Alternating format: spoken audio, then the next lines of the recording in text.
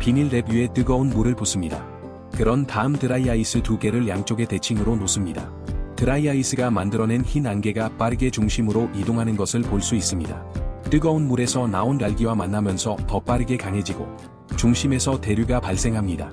이로 인해 저기압 지역이 형성되어 주변의 차가운 공기를 끌어들여 중심으로 이동시킵니다. 규모가 점점 커지면서 결국 폭풍이 형성됩니다. 효과가 충분히 분명하지 않을 수 있으니 우리는 선풍기를 사용해 중심의 저기압 지역을 더 강하게 만들어 봅니다. 이제 폭풍은 훨씬 더 거칠게 보입니다. 여기까지 보면 태풍, 열대성 저기압이 어떻게 형성되는지 쉽게 이해할 수 있습니다. 태풍이 형성되기 위해서는 몇 가지 조건이 필요합니다. 첫째, 광활하고 조용하며 따뜻한 바다가 있어야 합니다. 해수면 온도가 26.5도 이상일 뿐만 아니라 수심 60m 아래까지 이 온도를 넘어야 합니다. 실험에서의 뜨거운 물처럼 바다는 따뜻한 공기를 만들어냅니다. 공기가 가열되면 가벼워져 2로 상승합니다. 이때 중심의 저기압 지역이 형성됩니다. 주변의 고기압 공기가 이를 보충하기 위해 몰려옵니다. 이 공기도 가열되어 상승합니다. 상승하는 공기는 바닷물에서 증발한 수증기를 대량으로 포함하고 있습니다. 이 공기가 위로 올라가면서 차갑게 식고 응결하라 구름이 됩니다. 응결 과정에서 열이 방출되며 저기압 지역은 더 뜨거워집니다. 이를 보충하기 위해 몰려드는 바람은 점점 강해집니다. 이 단계에서 공기 덩어리는 회전을 시작합니다. 그런데 왜 폭풍이 회전할까요? 간단히 말해 지구가 회전하고 있기 때문입니다. 이성 사진에서 확인할 수 있듯이 북반구의 태풍은 반시계 방향으로, 남반구의 태풍은 시계 방향으로 회전합니다. 이것이 바로 코리올리 효과입니다. 움직이는 물체의 경로를 희게 만드는 힘이지요. 회전하지 않는 평면 위에서 작은 공을 굴리면 직선으로 이동합니다. 하지만 그 평면이 회전하면 공의 궤적은 곡선으로 바뀝니다. 지구도 마찬가지이고 바람이 바로 그 공과 같습니다. 따라서 지구 위의 바람은 코리올리 효과로 인해 곡선을 그리며 이동합니다.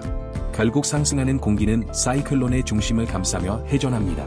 회전이 빨라질수록 원심력은 더 커집니다. 이때 폭풍의 중심에 구멍이 생기는데 이것이 바로 태풍의 눈입니다. 마치 세탁기가 원심력을 이용해 물을 밖으로 밀어내는 것과 같습니다. 태풍의 빠른 회전은 수증기를 중심에서 바깥으로 밀어냅니다.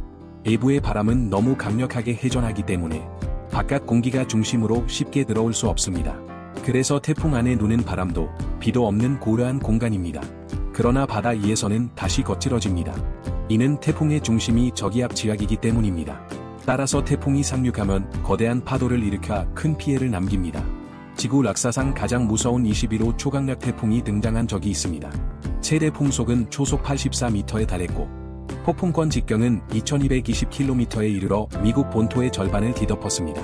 이것이 바로 인류 역사상 가장 강력했던 벌프 초강력 태풍 티프 벌프입니다. 그 위력은 얼마나 대단했을까요? 1979년 10월 2일 새벽 서태평양 폼페이 섬 남쪽 해상에서 열대성 저기압이 발생했습니다. 처음에는 주목받지 못했지만 점점 세력을 키워 열대성 폭풍으로 발달했습니다. 며칠 동안 서쪽으로 이동한 뒤 10월 8일에는 강력한 태풍으로 강화되었습니다.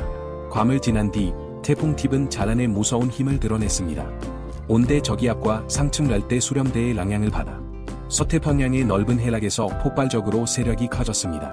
미 합동태풍경보센터 JTWC에 따르면 팁의 중심 풍속은 시속 약 305km에 달했습니다. 그 위력으로 거대한 바람띠가 형성되었고 최대 직경은 2220km에 달해 세계 기록을 세웠습니다. 그러나 저기압 고리의 영향을 받아 진로는 북동쪽으로 틀어 일본에 접근했습니다.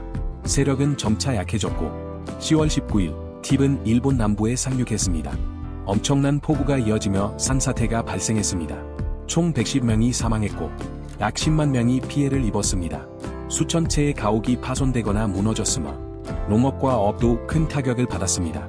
태풍은 자란의 초능력과도 같습니다.